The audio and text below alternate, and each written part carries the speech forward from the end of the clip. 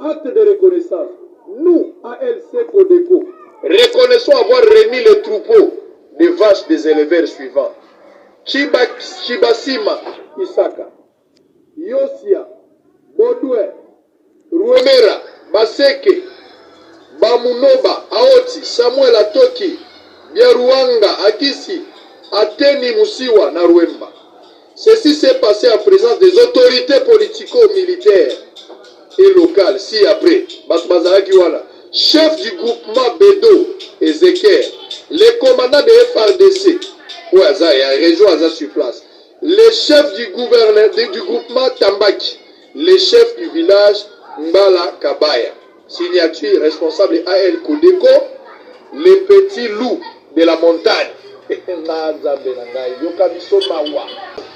C'est grave depuis que la Mali n'a pas de ba rebelle ba zbotoli ba congolais de l'eau là-bas. Armée écoute na la complicité. Au lieu de armée attaquer ba rebelle wana, ba zouabilo ba compatriotes, armée à contre na la complicité. Ça on va toujours, on n'a jamais eu une armée au service du peuple. Tout la plupart ba généraux na biso, ba colonel na biso wa. Je ne jette pas en pâture notre armée, image armée na biso, mais c'est des coopérants. Bazali ba coopérants. Il y a de bons.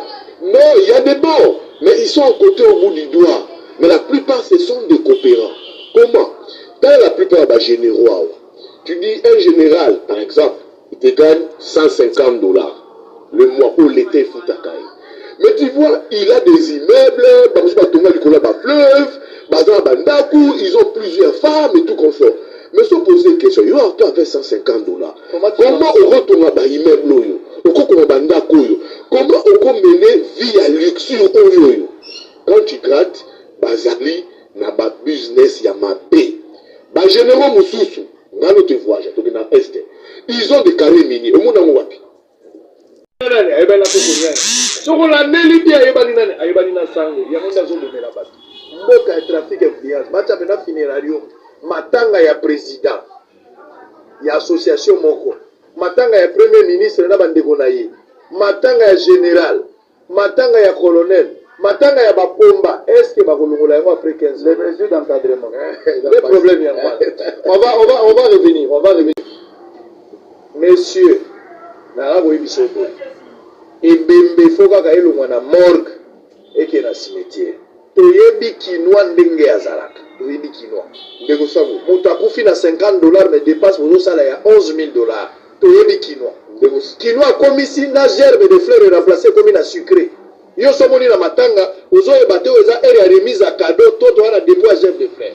Ozo ko tika gerbe de fleurs, vous avez bien là des paquets à coca, ou bien à Fanta, ou bien à Gino, aye ko tika yango.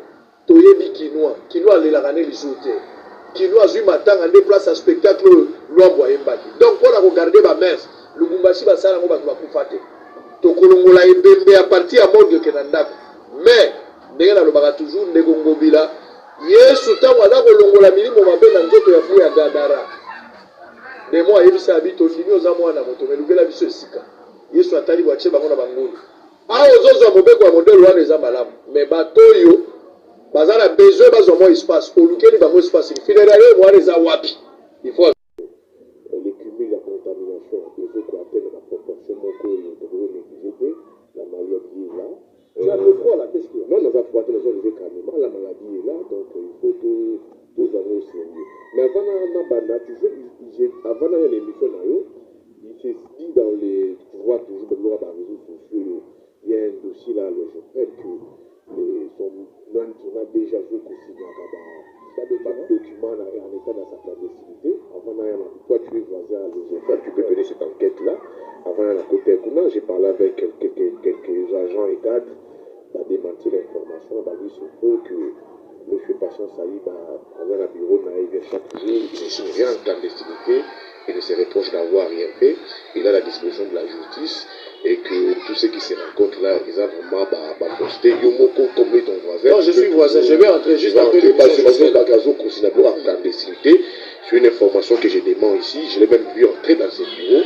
Mais je n'ai pas eu accès à mon aïe, donc peut-être prochainement. Nous avons moi peut-être mon toilettage sur 2 points. Marama Covid, encore gestion hasardeuse. Tu vois, il faut taxe $30 pour les voyageurs. Ça, c'est grave. C'est grave. C'est grave. C'est grave, c'est une pandémie, c'est une crise sanitaire. Moi, je mets toujours dans le cadre de la gestion hasardeuse. Tu vois, dans un restaurant pour tous les passagers. Donc, tu vois déjà, quand tu es Libanda, il doit payer les visas d'entrée. Ajouter à cela $30, il y a des pistaches pour dans un Covid ou pas. Mais pourquoi l'INRB peut nous installer encore ces montants de $30? Donc, un moteur va à 60, il faut pas foutre ça augmente après. Il va majoriser sur ma bagage, ma prix à bateau, ma kilo, déjà pour ma déplacement. Moi, je pense que l'INRB, il faut arriver à calculer, à supprimer bel et bien taxe pour eux. Moi, j'ai dit premier toilettage. Deuxième toilettage, je découvrirai, tu vas sur ma capille, qui me paye tout et tout comme ça. C'est bel et bien, ils ont vision au gouvernement. Même dès qu'on gouverne les fois, c'est quoi qui me paye tout? C'est quoi qui me paye tout? Qui me paye tout, je vais dire quoi? C'est quoi sa vision? Chronologie dans nos animes. Les fonds à Zoaplan qui nous donnent et qui n'ont wapi. D'où tire ces fonds-là? C'est ça. Parce qu'il a parlé de plus de 350 millions. Mais oui, il faut le blâmer. Quelle est cette durée à Kimbopeto? Son mandat à tête de la ville, c'est à Kimbopeto. Il faut Ngobila le blâmer. Il doit passer à l'Assemblée provinciale. Il doit dire ça aux élus kinois. C'est pas qu'il y a un que non, Kimbopeto, ça. Non, il doit détailler les bisous. Kimbopeto et Zalinini. Je tire dans Zouakambong à Kimbopeto, la structure Oyo. Dans Zouaka autant dans telle structure. Dans la sa affectation, la forme brouillée. Durée dans la chronologie, dans ils ont autant. Il doit nous dire ça. Vision de comment que Kimbopeto, Zaka Boeka, non. Alors, il y a des sachets et tout consomme, des biodégradables. Sur la télévision, c'est comme un tonneau. Mais la décharge posera toujours problème. On a connu ça sur Kimbota. Quand la ville a résilié un contrat avec l'Union et avec la soutien de l'Union européenne, ce que je crois, à pour que je crois. Mais les gars, la décharge, puis il y a c'est comme un problème. La ville, puis ouais. Il y a il doit nous expliquer c'est quoi Kimbopeto dans sa profondeur. Moi, malheureusement, moi je constate que dans ma recherche, Kimbopeto est comme un musicien. Si on dit, ok, il y a un musicien, il y a 2-3 musiciens, j'ai été une fois, pas j'ai été, mais j'ai vu dans un des concerts, il y a JB Piana, au bas des affiches sponsor Kimbopeto. Je me suis dit, mais c'est quoi ce problème? Un concert, je crois, d'un musée dont je ne fais pas pour la publicité. Donc la sensibilisation passe par la production, au bas de l'affiche sponsor Kimbopeto. Mais non, ils ont bon il y a Bakinois. C'est l'argent des Congolais. Bakos Zouakayangote pour sponsoriser un musicien.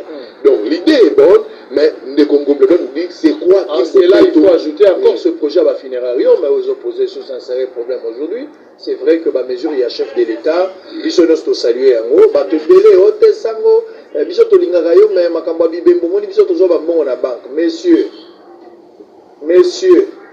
na boyi biso boy. Ebembe foka ka elongwa na morgue et qui est dans le cimetière. Toyebi kinois ndenge azalaka. Toyebi kinois. Ndeko sango. Moto akufi na $50 mais dépasse pour ça là il y a $11,000. Toyebi kinois. Kinois komisi na gerbe de fleurs remplacé comme na sucré. Yo somoni na matanga, ozo ebate oza ere ya remise à cadeau toto wana dépôt à gerbe de fleurs. Ozo kotika gerbe de fleurs mutai binana des paquets ya coca ou bien ya Fanta ou bien ya Gino aye kotika yango. Toyebi kinois. Kinois lelaka ne lisuté. Kinois zui matanga des places à spectacle lwambo ayembaki. Donc pour regarder ba messe, Lubumbashi basala ngo batu bakufate. Tokolongola ebembe à partir à morgue kenandako.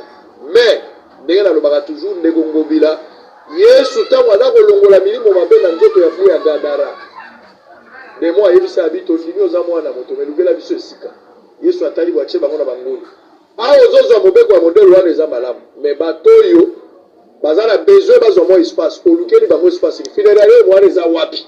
Il faut ajouter encore ce dossier. Mais oui, funéraire comme eza wapi. Alors il faut un hôpital public tout. Mais bon, hôpital ils en ont longtemps les temps construits.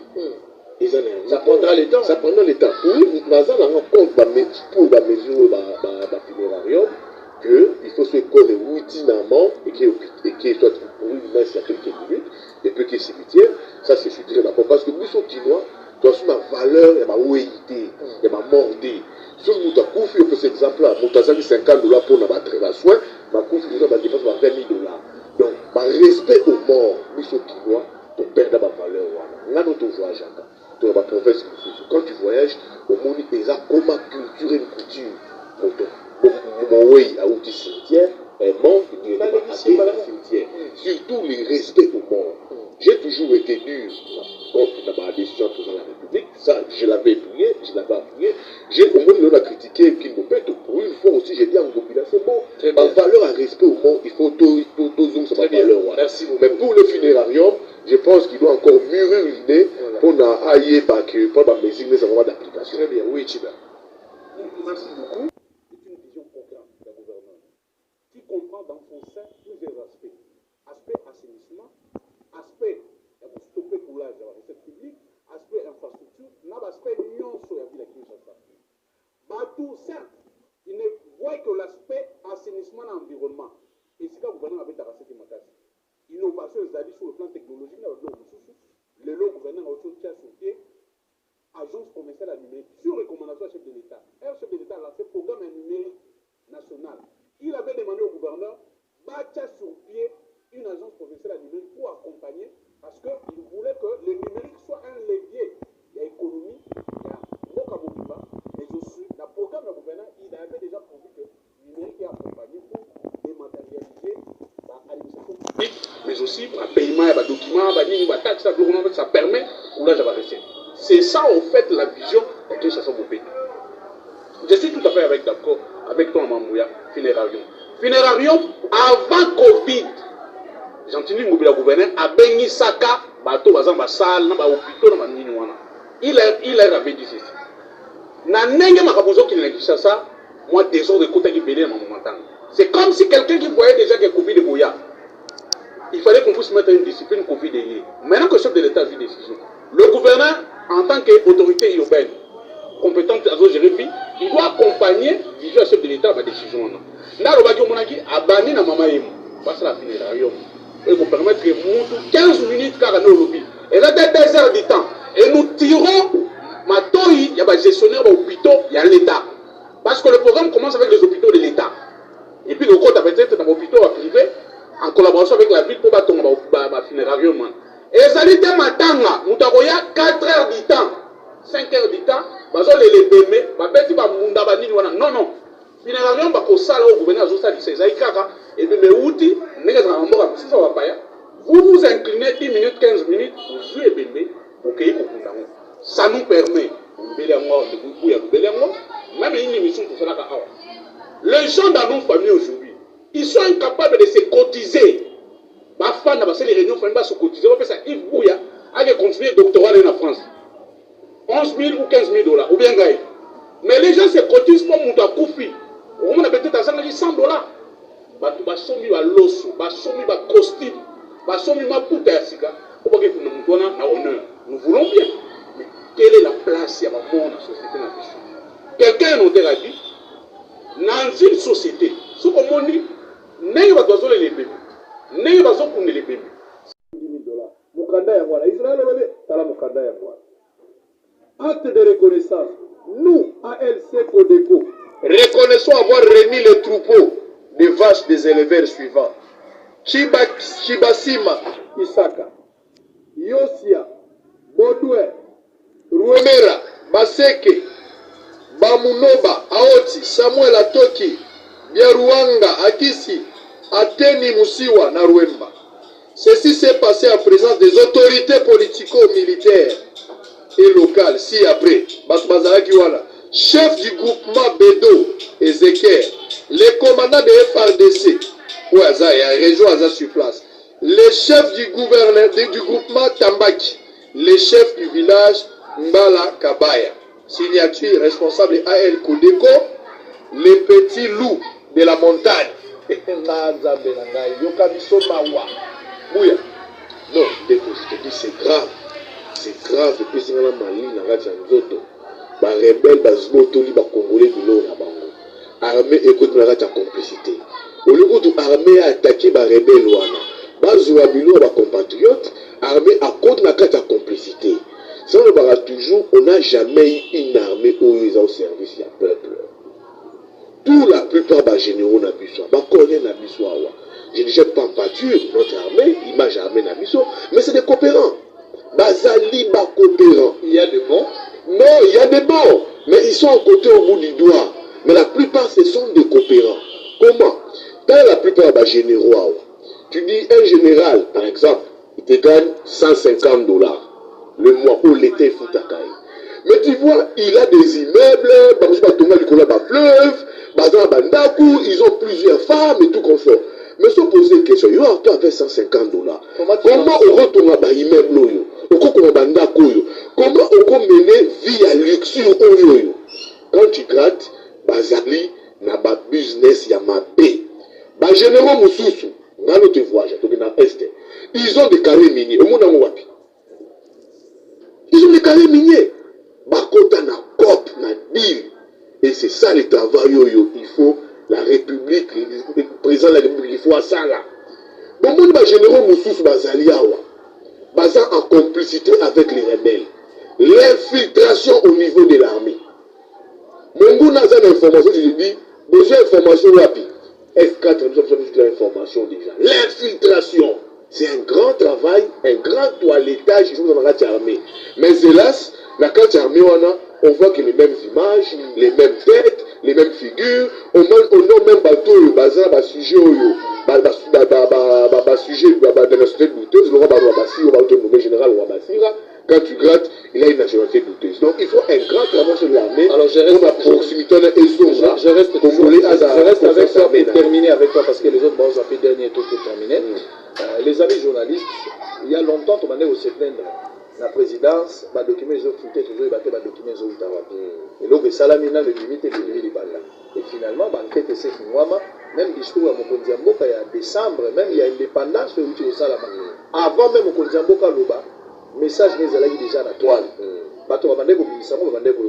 Jusque-là, dans nos responsabilités établies dans notre quelques journalistes ont été interpellés, y compris jusqu'à Fissema, au Bayoka qui est dans le Conseil national de sécurité. Tiki coup de téléphone na etikali kuna pour batala ceux qui azalaki na moi les solo par rapport à Yalikambouana.